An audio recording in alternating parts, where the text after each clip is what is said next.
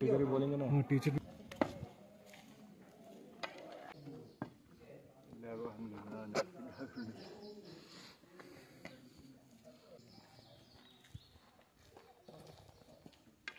ये क्लासरूम है, यही है क्लासरूम, क्या करें, समस्या है, एकोमोडेशन प्रॉब्लम है यहाँ पे बहुत ज़्यादा।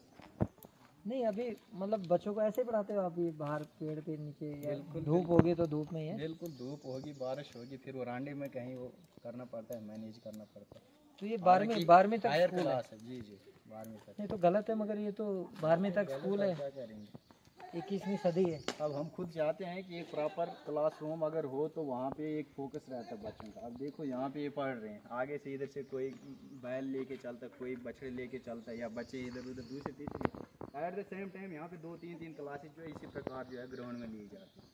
तो रोम आप देखिए, सबसे बड़ी चीज़, आज हम ये हायर सेकेंडरी स्कूल कुकरवास का हमने दौरा किया है, और आप देखो यहाँ पे जो बात होती है, डेवलपमेंट की बात होती है, तो सबसे पहली जो बात आती है वो आती है शिक्षा की, क्योंकि शिक्षा से ही हमारा देश जो है और हमारे जो युवा साथी हैं वो आगे बढ़ेंगे, यही कल को जाके ऑफिसर बनेंगे और हमारे इलाके का और पूरे देश का नाम रोशन करेंगे। लेकिन आप उसी के साथ साथ देखो इनको, ये इनका क्लासरूम है, ये क्लासरूम थोड़ा हम दिखाएंगे कि ये यहाँ की सरकारों ने यहाँ पे जो क्लासरूम बनाए हैं इनके लिए बहुत अच्छे, ठीक है। उसके साथ साथ आप स्कूल की हालत देखिए, ये स्कूल है और इसके अंदर बच्चे पढ़ नहीं सकते हैं, बैठ नहीं सकते हैं, तो ये सब बेचारे स्कूल की क्लासरूम से बाहर आए हैं, ठीक है। ये है यहाँ पे क्लासरूम, ये है किश्तवाड़ के सरकारी स्कूल। किश्तवाड़ डिस्ट्रिक्ट के अंदर जो सरकारी स्कूल है, ये हालत है, बच्चों को आज पेड़ के नीचे पढ़ना पड़ रहा है। इसका जो कारण है वो यहाँ की जो एडमिनिस्ट्रेशन है वो क्यों इसके ऊपर आवाज़ नहीं उठाती है। सीओ साहब हैं, वो क्या कर रहे हैं, कहाँ पे सोए हैं, उनको कम से कम यहाँ पे आके एक विजिट करना चाहिए कि बच्चों को कितनी मुश्किलातें हैं। बड़ी बड़ी जो बातें की जाती हैं, इनको इस वक्त अच्छी अकोमोडेशन दी जानी चाहिए कि ये ज़मीन के ऊपर बाहर ग्राउंड में धूप के अंदर ये पढ़ रहे हैं। इनकी जो है, इनकी ज़िंदगी के बारे में सोचना चाहिए, इनके भविष्य के बारे में सोचना चाहिए। लेकिन इस वक्त क्या हो रहा है, तो हम तो यहाँ की मौजूदा सरकार को भी कहना चाहेंगे कि कम से कम आंखें खोलिए और देखिए इन स्कूलों के हालात। देख सकते हैं ये बाथरूम है, ये हायर सेकेंडरी स्कूल शहरोद के बाथरूम है। आप ये बाथरूम की हालत देखिए, यहाँ पे जो भी लोग आएंगे, आप सोचिए, ये कोई भी इस बाथरूम को यूज नहीं कर सकता है। मेरे ख्याल से करोड़ों रुपया, लाखों रुपया जो है इस स्कूल के लिए आया, लेकिन आज तक यहाँ पे प्रॉपरली किस वजह से यहाँ पे नहीं हुआ ये काम, ये सब लोग भली भांति जानते हैं। लेकिन आप देखिए क्या हालत है इन स्कूलों की, और क्या इधर की सरकारों ने हालत करके रखी है। जो है बाथरूम के लिए बाहर जाते हैं, पढ़ाई वो क्लासरूम से बाहर करते हैं। तो ये यहाँ की एडमिनिस्ट्रेशन और यहाँ की जो सरकार है वो ये काम कर रही है। ग्रास रूट लेवल पे ये डेवलपमेंट हो रही है। हमें शर्म आती है ऐसी सरकारों को देखते हुए। ये तो बड़ा स्कूल है, हायर सेकेंडरी स्कूल शहरोद 1926 का बना हुआ ये स्कूल है। इसकी हालत ये है, आप सोचिए प्राइमरी और मिडिल स्कूल को कोई देखता ही नहीं होगा। यहाँ पे तो प्रॉपरली स्टाफ नहीं है। यहाँ पे 3, 4, 5 लेक्चरर टोटल हैं जो 12th क्लास तक बच्चों को पढ़ाते हैं। एक सब्जेक्ट को जो है अलग अलग टीचर होता है, लेकिन यहाँ पे एक ही टीचर को 5-5 सब्जेक्ट पढ़ाने पड़ते हैं। ये है हायर सेकेंडरी स्कूल शहरोद की हालत किश्तवाड़ डिस्ट्रिक्ट के अंदर। स्टेशन से भी पूछेंगे और यहाँ की सरकारों से पूछेंगे, इतना पैसा जो आया वो आज तक गया कहाँ।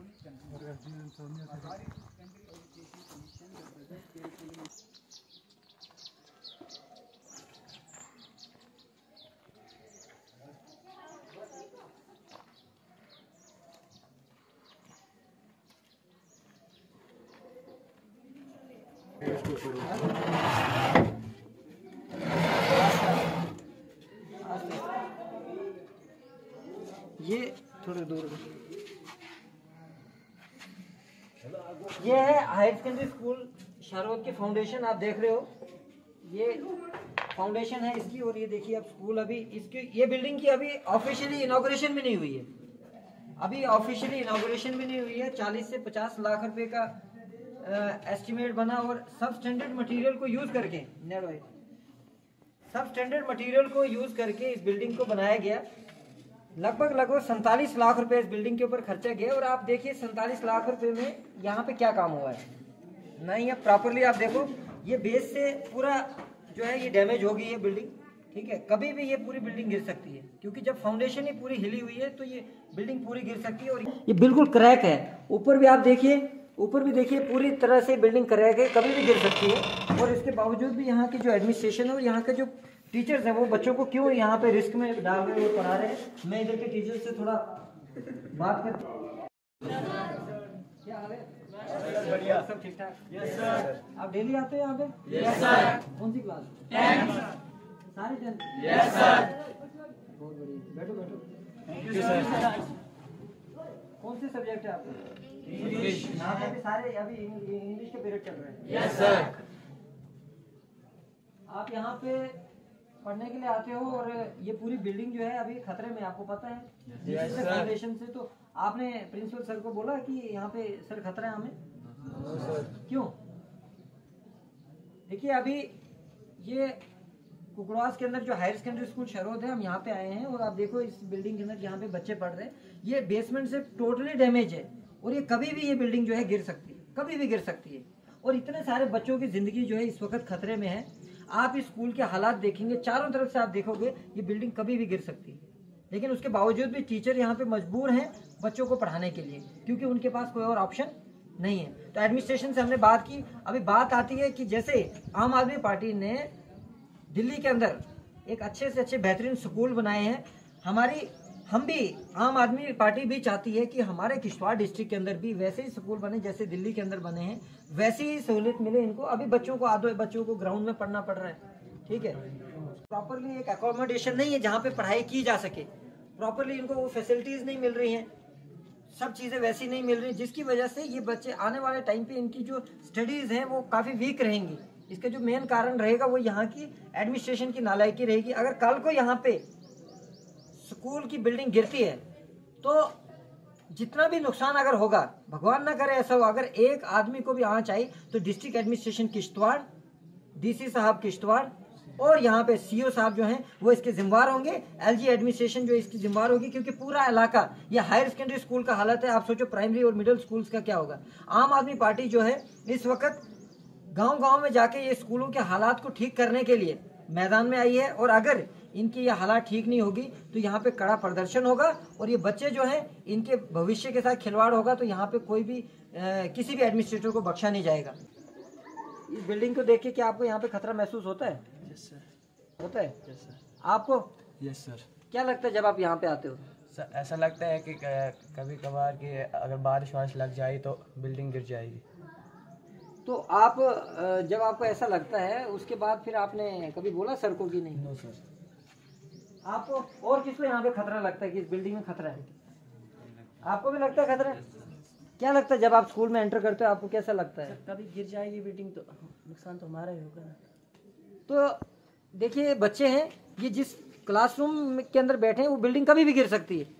तो इन बच्चों को खतरा भी महसूस होता है, लेकिन अपनी पढ़ाई को पूरा करने के लिए ये बेचारे क्या कर सकते हैं, तो ये मजबूरी में यहाँ पे बैठ रहे हैं। तो मैं चाहता हूँ कि एडमिनिस्ट्रेशन को ध्यान दें, अपनी जो आंखों के ऊपर इन्होंने काली पट्टी लगा के रखी है वो खोले। आम आदमी पार्टी जो है इस वक्त गांव-गांव में स्कूल में जाके जो दिल्ली के अंदर जिस तरीके के स्कूल बने हैं वैसे स्कूल हम यहाँ पे भी देखना चाहते हैं। ये 1926 का बना हुआ स्कूल है और आप ये हालत देखिए यहाँ के बच्चों को क्या तालीम मिल रही है। बाकी पढ़ाई वगैरह सब बढ़िया चल रही है? Yes sir. टीचर्स वगैरह टाइम पे आ रहे हैं? Yes sir. बहुत बढ़िया। Thank you sir. Thank you sir.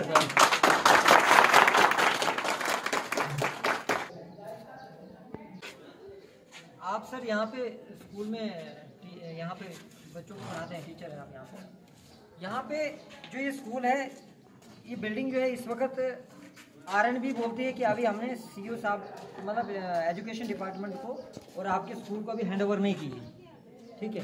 तो उसके बावजूद भी आप बच्चों को यहाँ पे पढ़ा रहे हैं, तो इनकी जान के ऊपर रिस्क है। आप क्यों ऐसा कर रहे हैं बच्चों के साथ खिलवाड़, ऐसे इनकी ज़िंदगी के साथ? देखिए,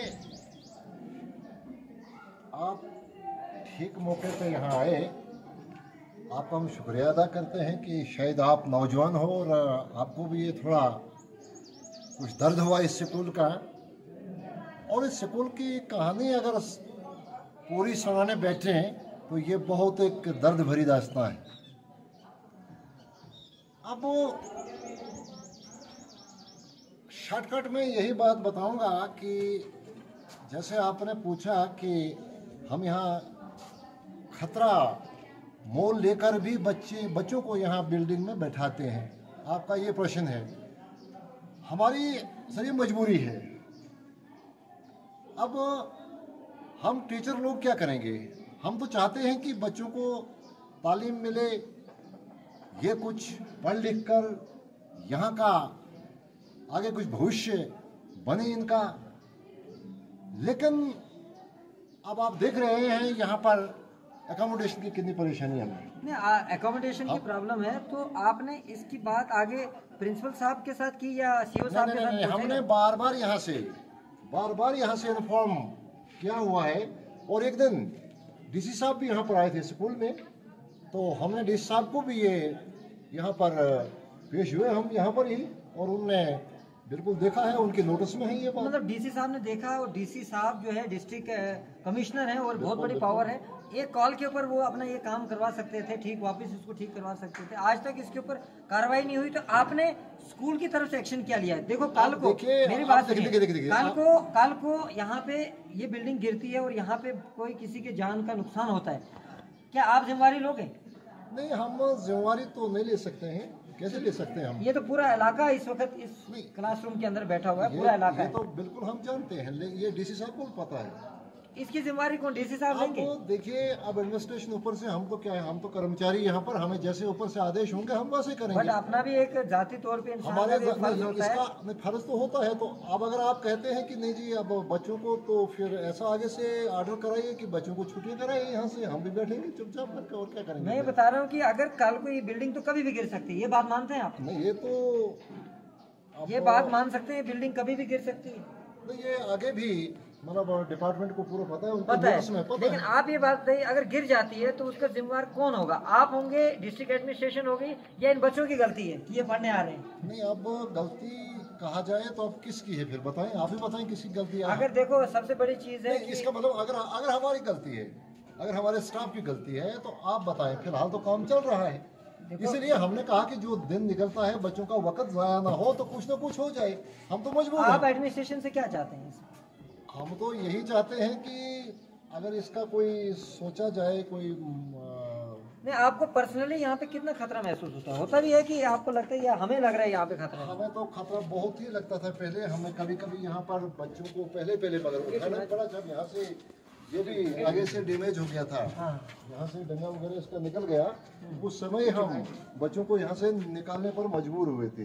उसके बाद फिर ये थोड़ा सा डंगा शंगा लग गया, तो हमें भी सहारा हो गया कि चल यार, अगर क्या करते रखते नहीं, अगर बच्चों का क्या, हमारा जिंदगी रिस्क, हमने खतरे में हो, फिर हम भी तो खतरे में है, तो नेचुरली बात, टीचर भी खतरे में है, बच्चे भी खतरे में, लेकिन करेंगे क्या? इसका समाधान क्या? यहाँ पे जो स्टाफ है हमारे देश के अंदर जो है, बेरोजगारी बहुत ज्यादा है। इतने सारे पढ़े लिखा युवा है यहाँ पे, वैकेंट पोस्टें हैं, उनको अगर फुलफिल किया जाए तो शायद वो टीचर्स यहाँ पे आके बच्चों को पढ़ा सकते हैं। उसके साथ साथ आप देखो कि इनका कहना बिल्कुल सही है कि ये इतने सारे बच्चों को अपने घर में जाके तो पढ़ाएंगे नहीं, इन्होंने तो पढ़ाना स्कूल में ही है। और स्कूल की जो हालत है, ये सब लोग मानते हैं कि ये बिल्डिंग कभी भी गिर सकती है। एडमिनिस्ट्रेशन सोई है, मैं एडमिनिस्ट्रेशन को चेतावनी भी देता हूँ और मैं रिक्वेस्ट भी करता हूँ कि जितना जल्दी हो सके इसके ऊपर एक टीम बिठा के इसका मसला अगले 2 महीने के अंदर हल किया जाए। अगर नहीं होता है तो एक कड़ा प्रदर्शन होगा। पूरे सरूड़ इलाके के जितने भी नौजवान बच्चे हैं, ये सब ड्राबशाला रोड ब्लॉक करेंगे, उसकी जिम्मेदार एडमिनिस्ट्रेशन होगी अगर इन्होंने इस मसले का जल्द से जल्द हल नहीं किया।